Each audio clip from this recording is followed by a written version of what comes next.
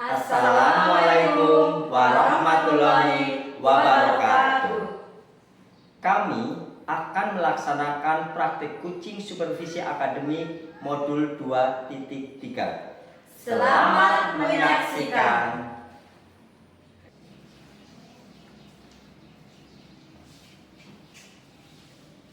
Saya Tri Gustianto, SD Negeri 2 Gonggong, CGB Angkatan 10 Kabupaten Kebumen.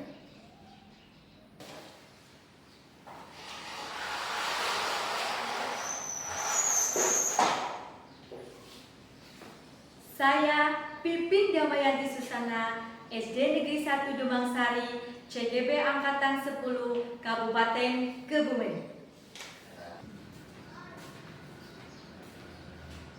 Saya Desi Indriani dari SD Negeri 4 Jatijajar, CGP Angkatan 10 dari Kabupaten Kebumen.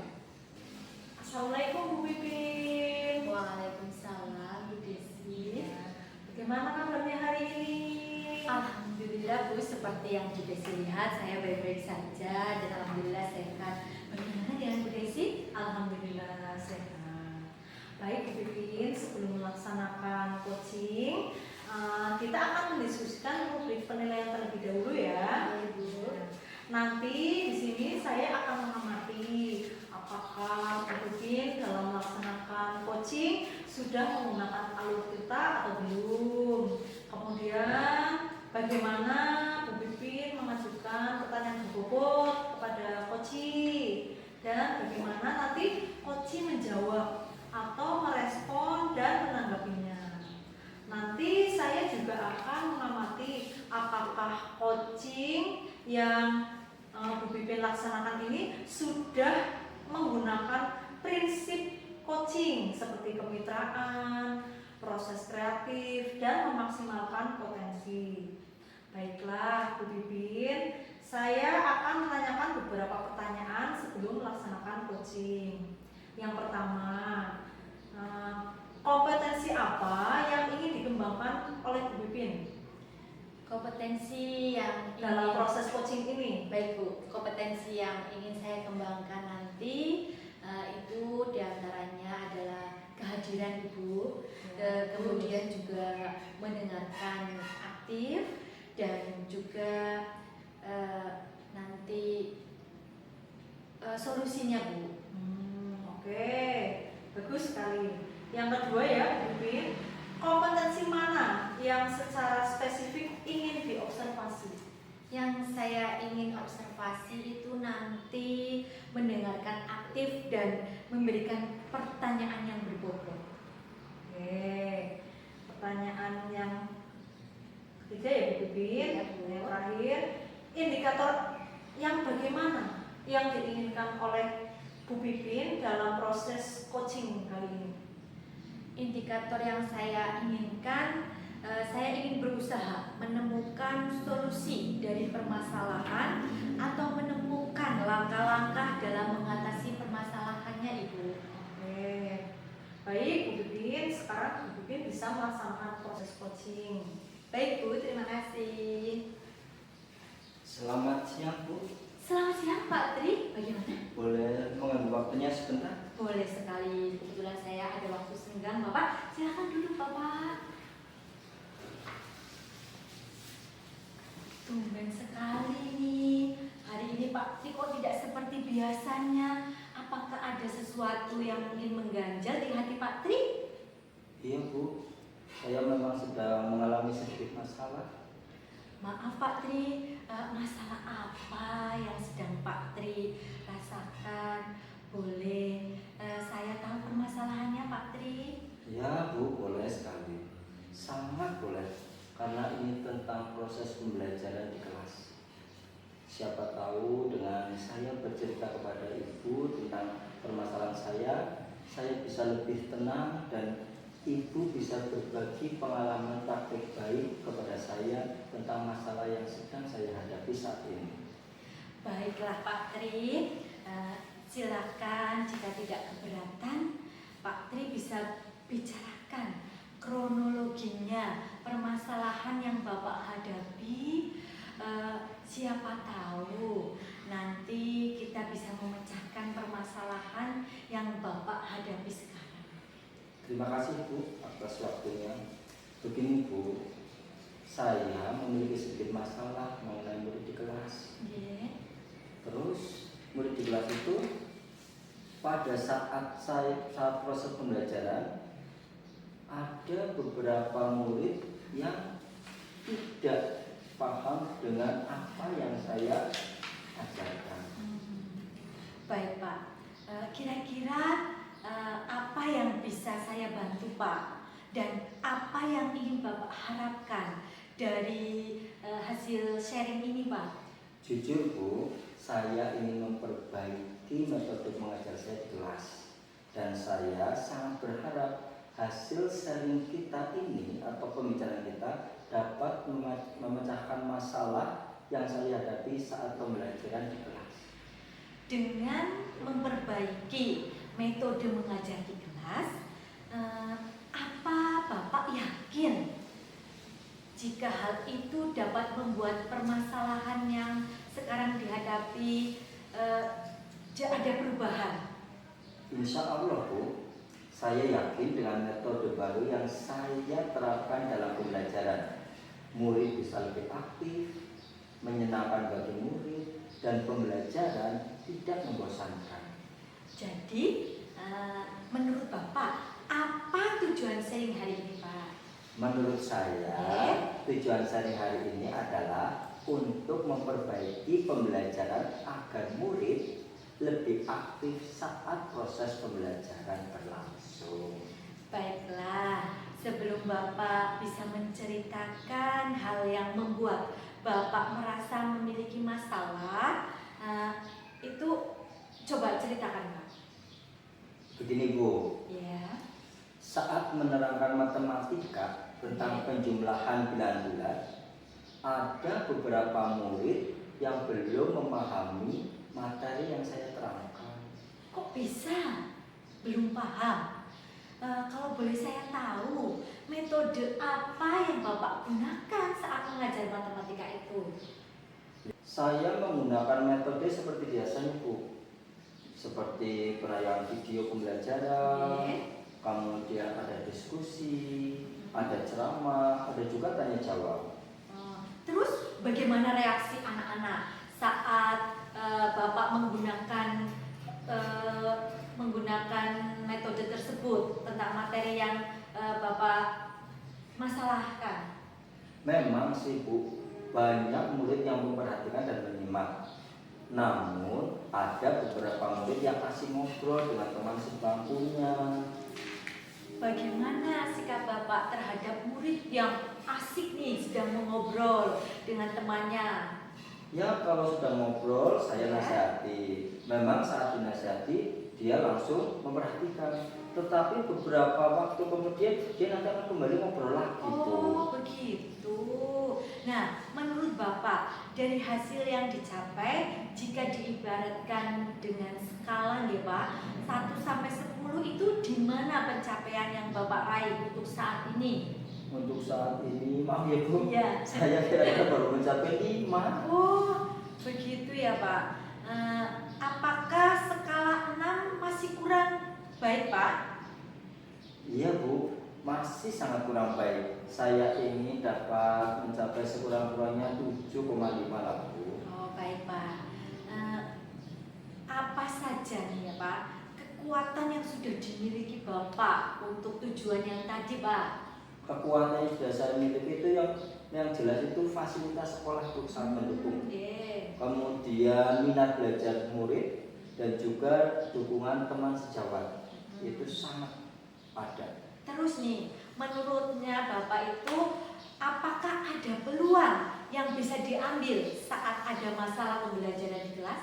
Ada Bu, semua kekuatan yang ada di sekolah bisa menjadi modal untuk mencapai tujuan.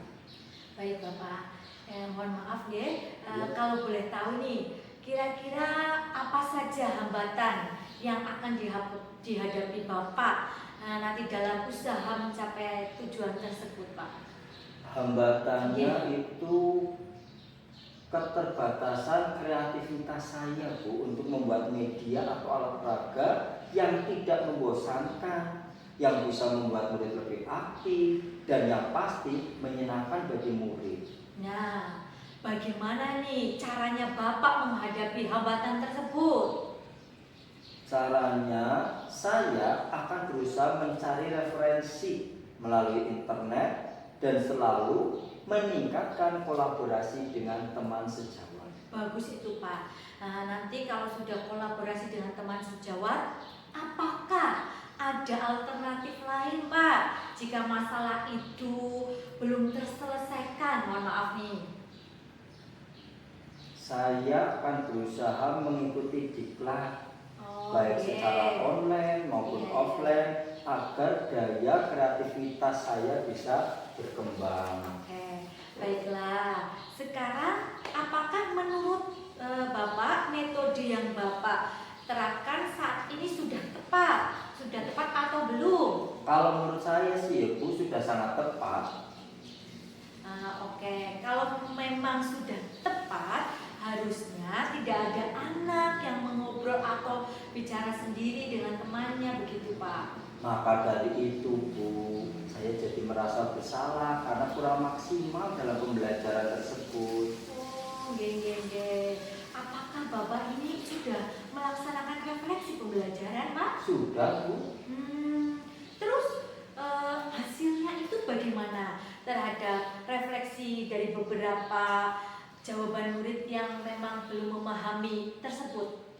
Ada beberapa yang menuliskan kalau pembelajarannya membosankan. Oke. Mereka juga menuliskan jika metode yang digunakan Pak Guru saat mengajar penjumlahan bulan-bulan, murid kurang aktif. Oh iya. Kata murid tersebut Ya. yang belum paham itu, Oke. saya sudah terlalu sering menggunakan metode video pembelajaran lah, ceramah, tanya jawab, dan diskusi. Oh begitu, baik Pak. Nah lah dari itu kan tadi anak-anak sudah menuliskan ya apa hambatannya. Kemudian apakah mereka juga menuliskan pembelajaran yang diinginkan Pak? Iya, Bu. Oh iya boleh diceritakan Pak. Ya. Mereka menginginkan pembelajaran yang lebih menyenangkan. Mereka ingin pembelajaran yang ada praktek-prakteknya itu, Bu. Oke. Nah, menurut Bapak tuh, apa yang bisa Bapak lakukan? Kalau menurut saya harus memperbaiki cara mengajar saya. Ya. Dalam pembelajaran, saya harus dapat membuat aktif murid dan pembelajaran tidak membosankan. Betul sekali Pak. Nah itulah yang harus Bapak lakukan. Karena pembelajaran pada hakikatnya menuntun bakat dan kemampuan murid. Ciptakanlah pembelajaran yang menyenangkan bagi murid-murid. Baik Bu, terima kasih atas pencerahannya pada hari ini. Oke Bapak, jadi apa rencana Bapak untuk memperbaiki cara mengajar yang menyenangkan bagi murid dan berpihak nih pada murid Pak? Monggo. Yang pertama Ya. yaitu saya akan mencari informasi tentang gaya belajar murid. Ya. Terus yang kedua, saya mau menyusun modul ajar dengan metode yang sesuai dengan gaya belajar dan kebutuhan murid. Terus yang ketiga, saya akan membuat alat peraga yang mendukung minat mereka. Kemudian yang keempat, saya akan melakukan refleksi kembali terkait cara mengajar saya. Baik Bapak, adakah skala prioritas Pak dalam usaha mencapai tujuan Bapak? Ada, Bu. Oke, apa yang menjadi prioritas utama Pak menurut Bapak? Prioritas utama adalah peran serta murid saat pembelajaran. Dengan kata lain, saya harus bisa membuat murid lebih aktif dan kreatif dalam setiap pembelajaran. Oke, adakah strategi Bapak terapkan untuk mencapai tujuan tersebut? Ya, salah satu strategi yang akan saya lakukan adalah dengan selalu melakukan refleksi setelah selesai pembelajaran. Menurut Bapak, apakah dengan refleksi setelah pembelajaran dapat mengaktifkan peran serta murid dalam pembelajaran, Pak? Iya, Bu. Dengan adanya refleksi, Iya. saya sebagai guru akan selalu tahu minat dan kebutuhan murid belajar. Menurut saya, Oke. refleksi bisa menjadi cermin kita untuk memperbaiki proses pembelajaran. Betul sekali Bapak. Kira-kira jangka waktu yang digunakan untuk memperbaiki hal tersebut berapa lama ini Pak? Saya akan berusaha secepatnya, Bu. Oke. Insya Allah dalam minggu inilah. Ya, dalam hal ini upaya apa yang Bapak lakukan untuk mencapai tujuan Pak? Saya akan rajin melihat YouTube Ya. atau konten-konten lain yang berhubungan dengan media pembelajaran. Oke. Dari situ saya akan berusaha melakukan berkreatif, berinovasi sesuai prinsip ATM. Betul Amati, sekali, tiru, dan modifikasi. Iya, betul sekali Pak. Keren ya. Dengan rencana perubahan tersebut, saya berharap nantinya pembelajaran yang Bapak rancang dapat membuat anak-anak menjadi aktif, senang, dan nyaman tentunya Pak. Ya Bu, saya juga berharap demikian. Baik, apa saja kiat-kiat Bapak dalam mewujudkan hal tersebut Pak? Kiat-kiat saya dalam mewujudkan itu sangat sederhana, Bu. Untuk saat ini, saya hanya ingin berusaha memberikan pelayanan terbaik untuk murid saya di kelas demi mencapai tujuan pembelajaran. Dengan demikian, saya akan selalu berusaha dan terus berusaha demi tercapainya tujuan belajar di kelas. Bagus sekali Pak, saya setuju dengan rencana Bapak. Lalu apa nih komitmen dari Bapak untuk menjalankan rencana tersebut? Monggo. Saya akan berkomitmen untuk berkolaborasi dengan teman sejawat dan lebih berinovasi dalam mengajar. Kira-kira Pak, siapa saja yang akan diajak kolaborasi untuk menjalankan komitmen ini? Menurut saya Ya. karena di sekolah kami dapat di sekolah ini kan paralel ya Bu. Ya. Jadi kelas 6B. Oke. Bu Mainati selaku kelas 6B akan saya ajak kolaborasi. Ya. Dan yang kedua ada Bu Ita itu selaku kelas 5A, sehingga kita bisa mencari informasi tentang murid-murid dari mereka. Baiklah, kalau demikian saya sangat mendukung komitmen dari Bapak. Mudah-mudahan berjalan dengan lancar dan sesuai dengan harapan yang Bapak inginkan tentunya. Terima kasih Bu. Mudah-mudahan saya bisa menjadi guru yang dirindukan dan ditunggu-tunggu kehadirannya oleh murid. Tentunya. Amin ya robbal alamin. Silakan Bapak melanjutkan aktivitas kembali dan jangan lupa tersenyum supaya nanti muridnya juga yang melihat ikut tersenyum. Siap Bu, terima kasih atas waktunya. Saya mohon maaf telah mengganggu waktu. Boten. Nggih, monggo. Assalamualaikum warahmatullahi wabarakatuh. Waalaikumsalam warahmatullahi wabarakatuh. Baik, Bu Pipin, tadi saya sudah mengamati proses coaching yang Bu Pipin lakukan tadi ya. Iya. Di sini saya akan menanyakan tentang coaching tersebut ya. Yang pertama, apa saja yang sudah dilakukan oleh Bu Pipin tadi saat coaching terkait indikator ketercapaian proses coaching yang diinginkan? Coach sudah melaksanakan coaching sesuai dengan alur tirta Ibu, kemudian juga menyenangkan, kemudian juga menanyakan tujuan, mengidentifikasi, ada rencana aksinya, dan juga ada tanggung jawab tentunya, sehingga alur tersebut bisa menggali coaching untuk menceritakan masalahnya yang menumbuhkan solusi-solusi yang dihadapinya Bu. Oke, baik. Kemudian yang kedua, kompetensi apa lagi yang ingin dikembangkan oleh Bu Pipin tadi berdasarkan hasil yang dilakukan coaching tadi?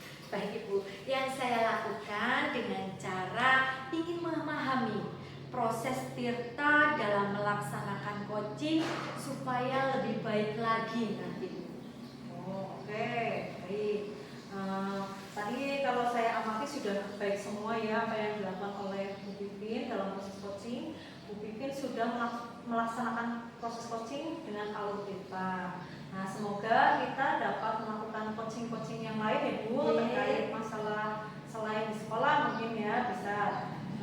Ya itu saja, demikian observasi coaching yang saya lakukan, yang kita lakukan hari ini. Semoga bermanfaat untuk kita semua. Ya, Bu. Terima kasih ya. Sama-sama ya Bu. Saya juga mengucapkan terima kasih sekali.